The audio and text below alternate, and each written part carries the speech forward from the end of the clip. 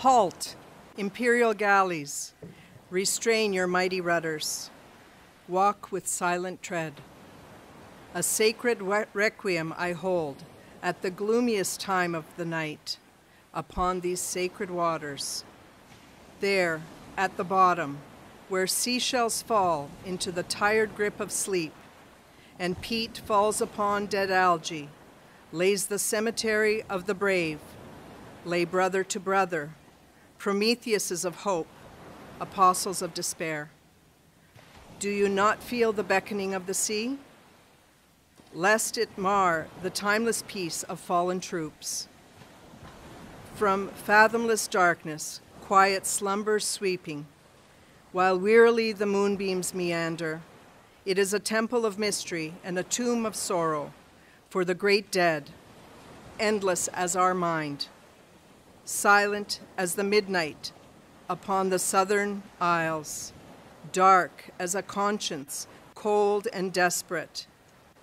Do you not perceive from the purple deep growing reverence rising and spilling o'er the waves, as in a strange pantomime, twirling shadows creep? 'Tis the great soul of the fallen, roaming. Halt, imperial galleys, before the tomb of my brothers. Shroud your trumpets in black. Let your liveried sentries chant the holy dirge. Here, where waves caress, for many centuries will pass, as sea foam that floats o'er the water and fades without a trace. New and great changes will come to create a glorious place upon a heap of graves. But this cemetery where buried lies the enormous and horrible secret epic will cradle a fairy tale for the ages, wherein the soul will seek its solace and its stand. Buried here are laurels of days past and the fleeting joy of an entire nation. That's why this cemetery lies in the shade of waves between the bosom of the earth and the celestial vault.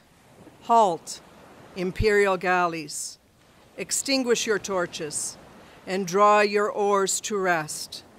And when my requiem's over, glide into the darkness of night, reverently, without a sound, for I wish that eternal silence rule, and for the dead to hear the roar of battle as their blood boils in children who rejoice under the auspices of glory.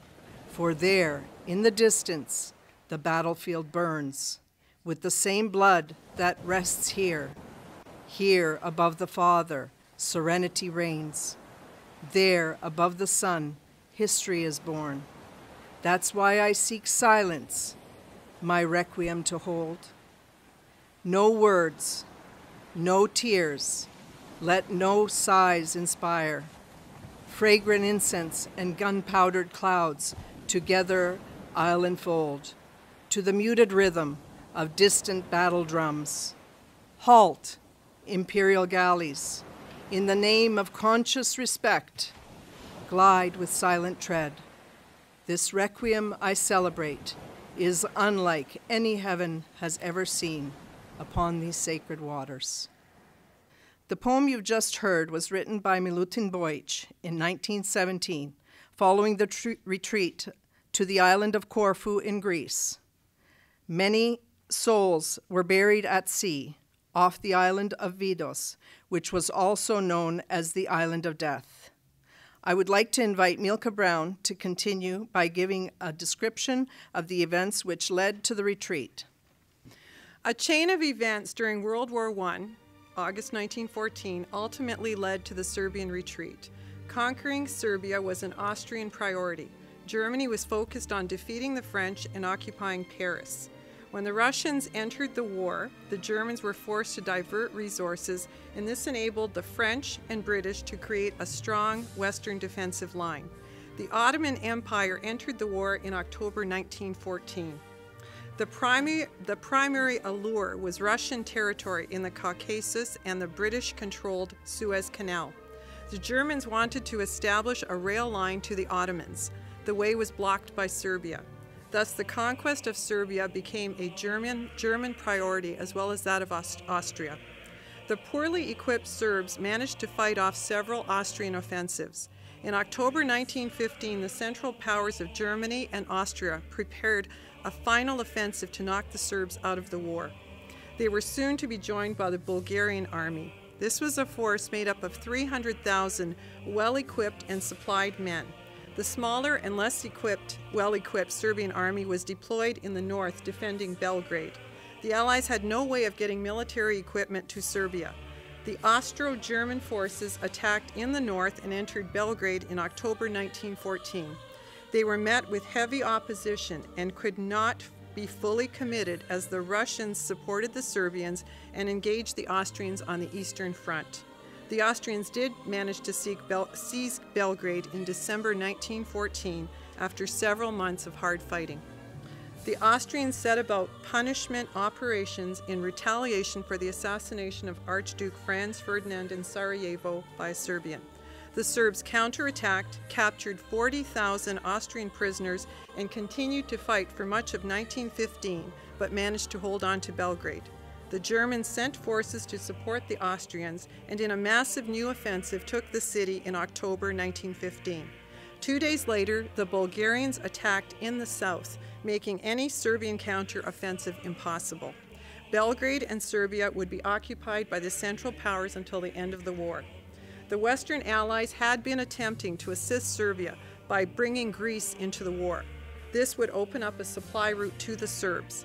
A small Allied force diverted from the failed Gallipoli campaign reached Salonika in October 1915. The Allies attempted a march up north into Serbian Macedonia, but were forced to fall back to Salonika with the entry of Bulgaria into the war. The Serbian army, after falling back from Belgrade, attempted to organize a counter-offensive. However, the Bulgarian declaration of war changed everything. The Serbian army, as a result of the Central Powers offensive in the north and the Bulgar offensive in the south, faced destruction. The Allied relief column had failed out of Salonika. The situation was militarily untenable. It was clear that all of Serbia would fall into enemy hands. The Serbian government made a stunning decision. They decided to evacuate the army from Serbia. They also decided to bring boys with them who would form the basis for a future Serbian army and nation. The government ordered the army and the civilian boys to leave the country. It is believed that an additional 30,000 civilian boys aged between 12 and 18 years left Serbia with the military forces in the winter of 1915. The Serbs, facing total destruction, executed a terrible winter retreat west over the Albanian mountains. The retreat began in mid-December 1915. The Serbian army and tens of thousands of civilians were accompanied by King Peter. Kathy Diklic will now give the overview of the Golgotha of the Serbs. Okay, the Golgotha of the Serbs is the name given for the withdrawal of the Serbian army, the government, and its citizens at the end of 1915 through the Albanian and Montenegrin mountains. This Serbian retreat took place under very harsh conditions, including freezing cold weather, hunger, disease, exhaustion, and hostile attacks. The biggest offensive against the Kingdom of Serbia was launched on October 6, 1915, by the Austro-Hungarian and German armies, consisting of 500,000 soldiers, 10 squadrons of aircraft, and a large flotilla on the Danube and Sava rivers. By October 15th, these armies had occupied Belgrade, Smederevo, Požarevac, and Golubac, forcing Serbian forces to withdraw to southern Serbia. On October 15th as well, Bulgaria, who had aligned with the Central Powers, attacked the Serbs, and by October 22nd had taken over Kumanovo, Štip, and Skopje, thus preventing the withdrawal of the Serbian army toward the Greek border and Thessaloniki. The Serbian army and refugees found themselves in a hopeless situation in Kosovo and Metohija.